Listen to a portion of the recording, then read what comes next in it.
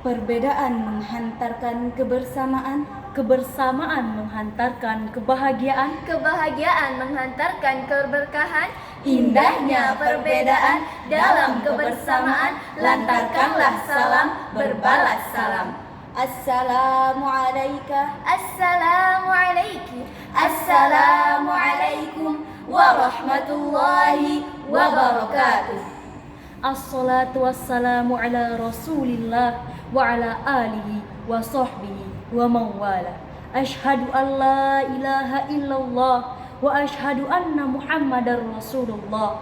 Rabbi shrah li sadri wa yassir li amri wahlul uqdatam min lisani yafqahu qawli. Amma ba'du.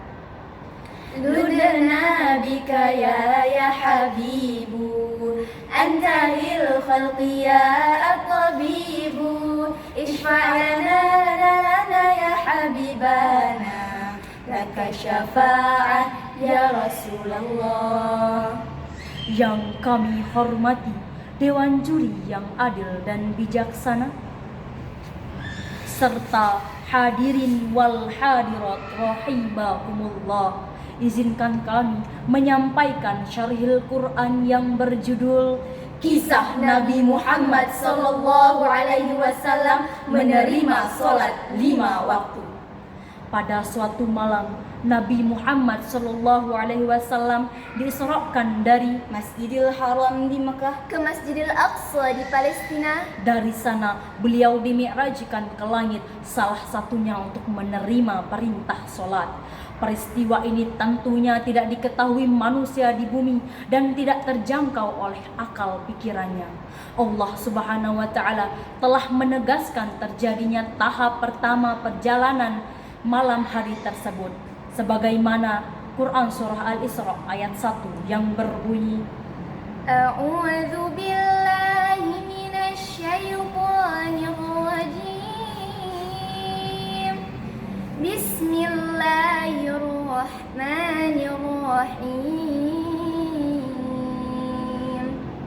Subhanalladzi asra bi'abdihi laylan minal masjidil haram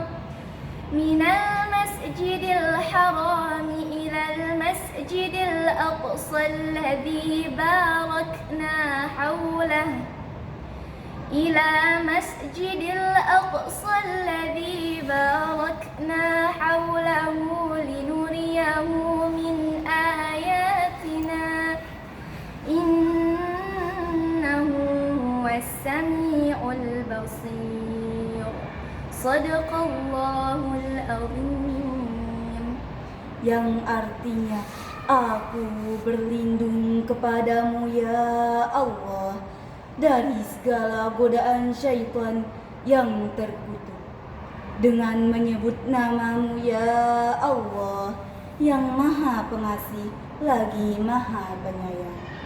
Maha suci Allah yang telah memperjalankan hambanya Muhammad pada malam hari dari Masjidil Haram ke Masjidil Aqsa, yang telah kami berkahi sekelilingnya agar kami perlihatkan kepadanya sebagian tanda-tanda kebesaran kami.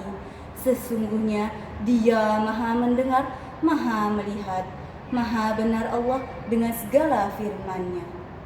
Dari kota Mekah menuju Palestina, Nabi Muhammad SAW menggunakan buraq bersama malaikat Jibril.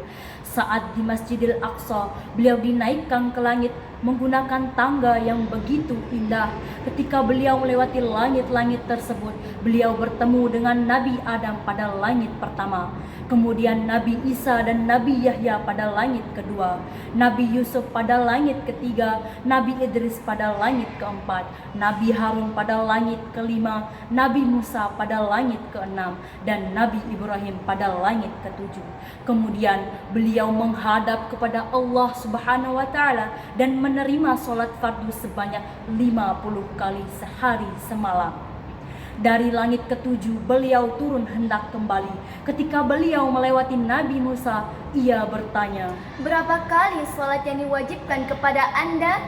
Beliau menjawab, 50 kali sehari semalam. Lalu Musa pun berkata, "Solat sebanyak itu amat berat, umatmu tidak akan sanggup melaksanakannya. Kembalilah menghadap Allah dan mohonlah keringanan bagimu dan bagi umatmu." Beliau kemudian kembali menghadap Allah untuk memohon keringanan baginya dan bagi umatnya. Allah pun mengabulkan, lalu mengurangi dengan 10 rakaat solat.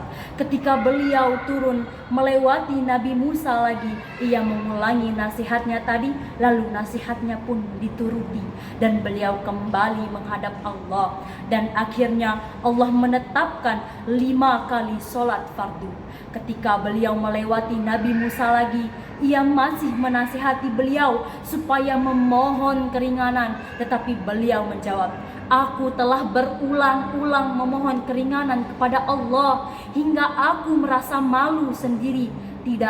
Aku tidak akan memohon keringanan lagi." Ketika beliau mengisahkan kisah Mi'rajnya kepada para sahabat, beliau menegaskan kembali kepada para sahabat, "Barang siapa di antara kalian menunaikan sholat 5 kali sehari semalam itu dengan sepenuh iman dan demi keridhaan Allah semata-mata, maka ia memperoleh pahala sebanyak 50 kali sholat fardu." Demikian yang dapat kami sampaikan. Wabillahi taufiq wal hidayah. Assalamualaikum warahmatullahi wabarakatuh.